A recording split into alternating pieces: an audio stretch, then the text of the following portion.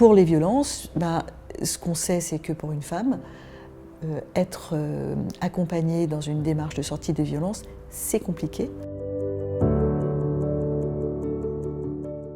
Mon objectif à l'époque était d'avoir un lieu qui soit à la fois très professionnel et en même temps très accueillant, parce qu'il était totalement dédié aux femmes vulnérables et victimes de violences. Donc c'était extrêmement important qu'elles s'y sentent en confiance.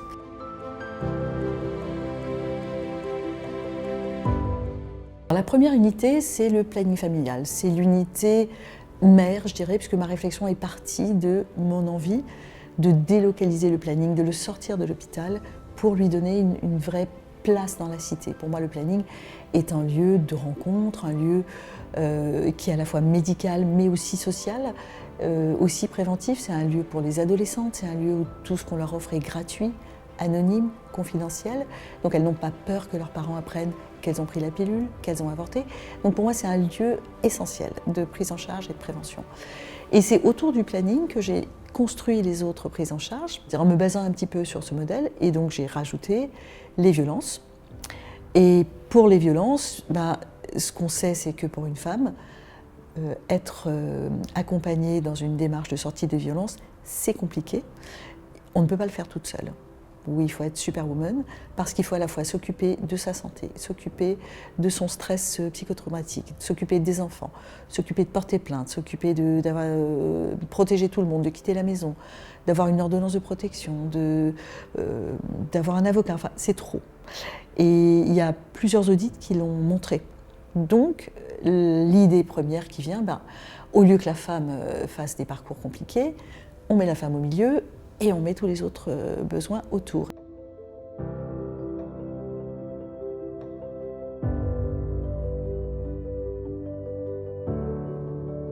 L'unité mutilation sexuelle est celle peut-être qui draine des femmes le plus loin, parce qu'il y a peu d'endroits qui sont structurés comme celui-là.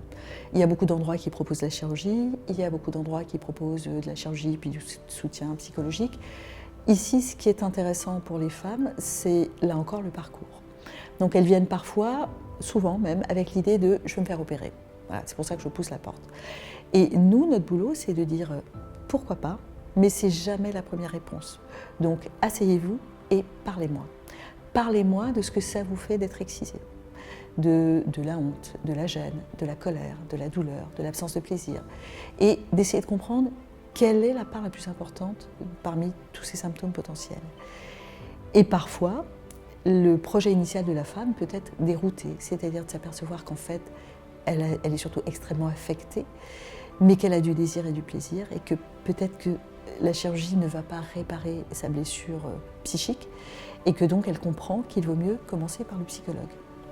Et entre le psychologue, le sexologue, le groupe de parole qui a aussi un effet très positif sur elles parce qu'elles comprennent qu'elles sont très nombreuses dans la même situation, qu'elles partagent les mêmes peurs, les mêmes craintes par rapport à la chirurgie, la même colère, la même inquiétude aussi de trahir leur communauté. Parce qu'une femme qui dit « je veux me faire réparer », elle dit dans le même temps « je ne suis pas d'accord avec les traditions de mon pays » et presque « j'en veux à mes parents ».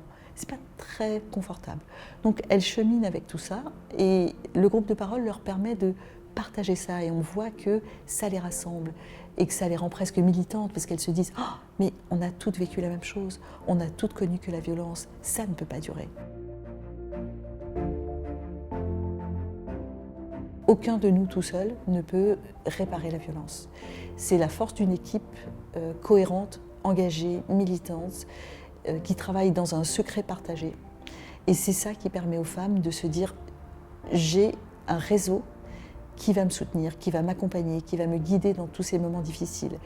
Et j'entends par là déjà l'évaluation de l'impact des violences sur leur santé physique, leur santé psychique, et puis leurs besoins sociaux, leurs besoins juridiques, la possibilité de discuter avec un avocat, qu'est-ce que je peux faire, qu'est-ce que je ne peux pas faire, la possibilité de porter plainte qu'on offre depuis 6 mois ici même. Et en fait, c'est ce parcours qui nous rend efficaces. Et c'est pour ça que je tiens beaucoup au caractère pluriprofessionnel des intervenants de cette maison. Le problème des violences, et ça c'est quelque chose qu'on découvre quand on est médecin, et notamment quand on est médecin des femmes, donc, ou gynécologue ou sage-femme, c'est qu'il n'y a pas de niveau social, il n'y a pas de religion, il n'y a pas de milieu. Tout le monde est concerné. On a aussi bien des migrants que des avocats, que des médecins. Il n'y a pas de déterminant social. Moi, j'ai 2 ambitions, 3. M'agrandir, parce que c'est trop petit. J'ai vu trop petit, mais en même temps, j'avais pas d'argent pour faire plus grand, donc je m'en veux pas trop. Deuxièmement, sécuriser le boulot ici, parce que on continue à lever des fonds régulièrement pour payer les psychiatres, les psychologues, les ateliers. Ça nous demande énormément de travail, de lobbying, de conviction et de levée de fonds, qui n'est pas mon métier d'origine, donc peut-être que ça me demande plus de travail que quelqu'un d'autre. Et notre 3e souhait, parce qu'on a montré que ça marchait, parce que c'est une solution simple, c'est que d'autres villes se saisissent de cette proposition et construisent une maison qui serait la maison des femmes, ou de ce que vous voulez, qui serait plus ou moins proche de la nôtre. Chaque territoire a ses problèmes. Il y a peut-être des endroits où il y a moins d'excision, mais plus d'addiction alcoolique, par exemple. Toutes ces questions-là sont importantes à prendre en charge. Donc, en fonction du territoire, en fonction des besoins de la population, construire une réponse adaptée, complète et bienveillante. Et on sera très heureux.